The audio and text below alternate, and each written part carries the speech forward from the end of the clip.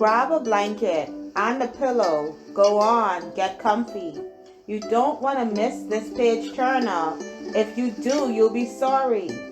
Snuggle in your bed. It's time for Miss Smith's story.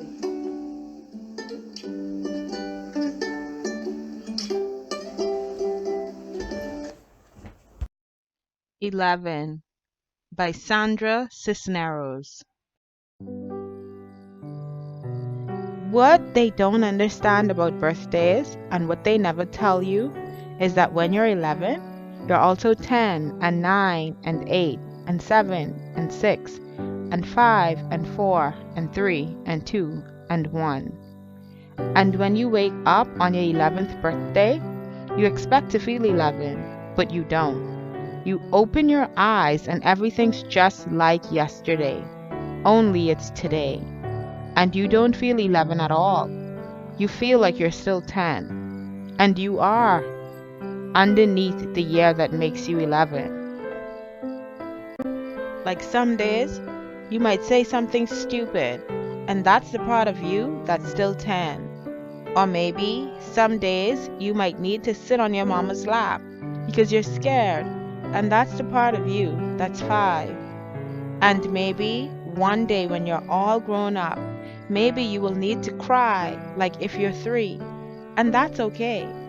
That's what I tell Mama when she is sad and needs to cry. Maybe she's feeling 3. Because the way you grow old is kind of like an onion, or like the rings inside a tree trunk, or like little wooden dolls that fit one inside the other, each year inside the next one. That's how being 11 years old is. You don't feel 11, not right away. It takes a few days, weeks even, sometimes even months before you say 11 when they ask. And you don't feel smart 11, not until you're almost 12. That's the way it is. Only today, I wish I didn't have only 11 years rattling inside me like pennies in a tin Band-Aid box. Today, I wish I was 102 instead of 11, because if I was 102, I'd have known what to say when Miss Price put the red sweater on my desk. I would have known how to tell her it wasn't mine, instead of just sitting there with that look on my face and nothing coming out of my mouth. "Whose is this?" Miss Price says, and she holds the red sweater up in the air for all the class to see. "Whose? It's been sitting in the coat room for a month." "Not mine," says everybody. "Not me." "It has to belong to somebody," Mrs. Price keeps saying, but nobody can remember. It's an ugly sweater with red plastic buttons and a collar and sleeves all stretched out like you could use it for a jump rope. It's maybe 1,000 years old, and even if it belonged to me, I wouldn't say so. Maybe because I'm skinny. Maybe because she doesn't like me. That stupid Sylvia Saldivar says, "I think it belongs to Rachel." An ugly sweater like that, all raggedy and old. But Mrs. Price believes her. Mrs. Price takes the sweater and puts it right on my desk. But when I open my mouth, nothing comes out. "That's not, I don't, you're not mine," I finally say in a little voice that was maybe me when I was 4. "Of course it's yours," Mrs. Price says. "I remember you wearing it once." Because she's older and the teacher, she's right and I'm not. "Not mine, not mine, not mine." But Mrs. Price is already turning to page 32 and math problem number 4.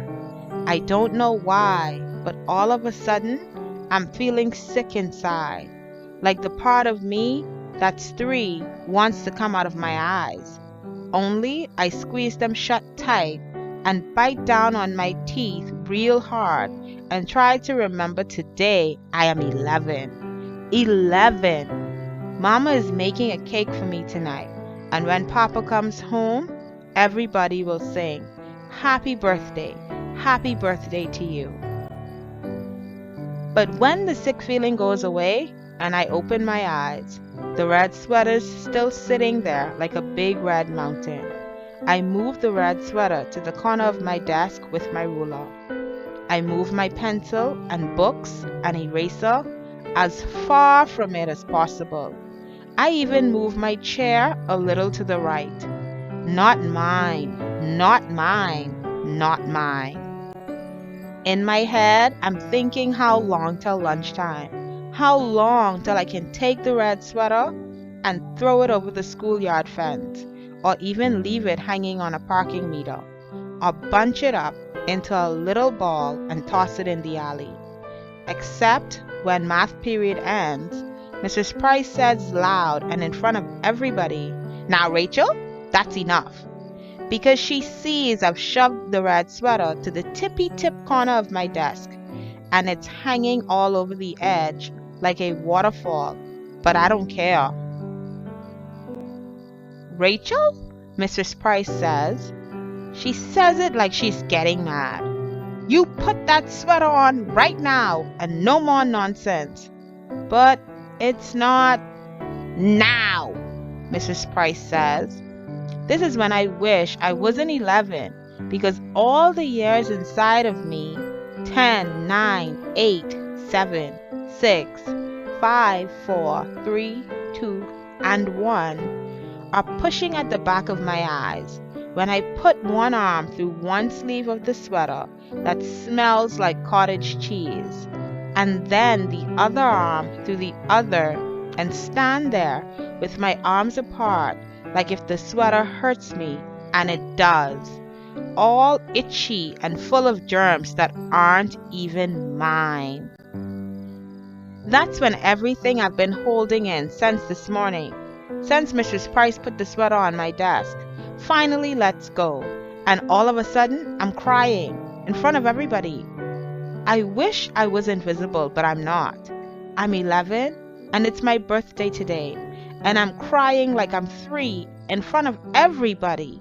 I put my head down on the desk and bury my face in my stupid clown sweater arms, my face all hot and spit coming out of my mouth because I can't stop the little animal noises from coming out of me until there aren't any more tears left in my eyes.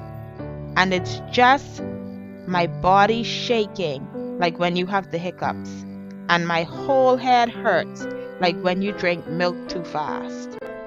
But the worst part is, right before the bell rings for lunch, that stupid Phyllis Lopez, who is even dumber than Sylvia Saldivar, says she remembers the red sweater is hers. I take it off right away and give it to her. Only Mrs. Price pretends like everything's okay. Today, I'm 11.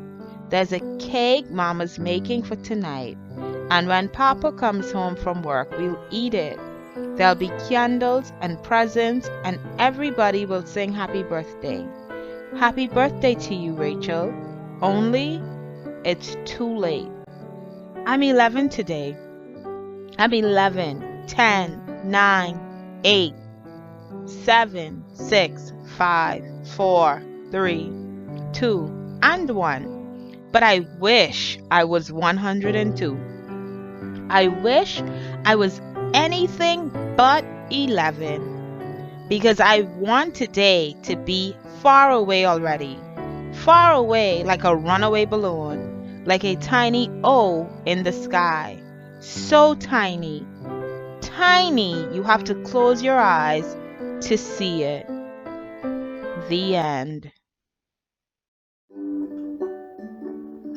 Now that the story is read and done, it's time to go to bed, little one. Good night.